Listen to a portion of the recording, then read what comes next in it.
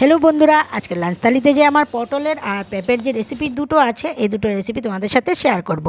आमी एकटू पाका पाका पेपे देखी निये निलाम, सेटाके आमी एकटू मेशिन दिए कुड़िए नेब और एदिके आलू तार साथे लागबे और एदिके पटलगुलो एकटू छाल छाड़िए नियेछि, छाल छाड़ाई नेই চেঁচে নিয়েছি। আর এদিকে লাগবে আমার নারকেল কুড়ো।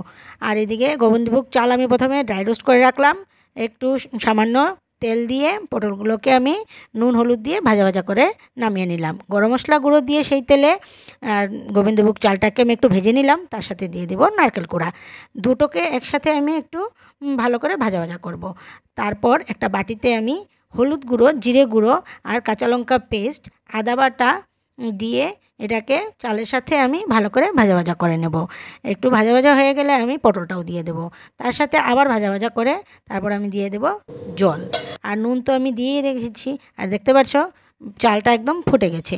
এখন এটাতে চিনি, গরম মশলা আর ঘি দিয়ে আমি এটাকে নামিয়ে নেব। দেখতে পাচ্ছ কত সুন্দর হয়েছে।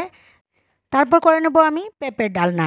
জিরে ফোড়ন দিয়ে আলুটা আমি সাঁতলে নিলাম, তারপর কোরানো পেঁপেটা এটাতে দিয়ে দিলাম, একটু জল দিয়ে ঢাকা দিয়ে রাখবো। আর যখন শুকিয়ে এসেছে আমি এলাচ গুঁড়ো দিয়ে তার সাথে ঘি, গরম মশলা দিয়ে এটাকে এবার নামিয়ে নেব।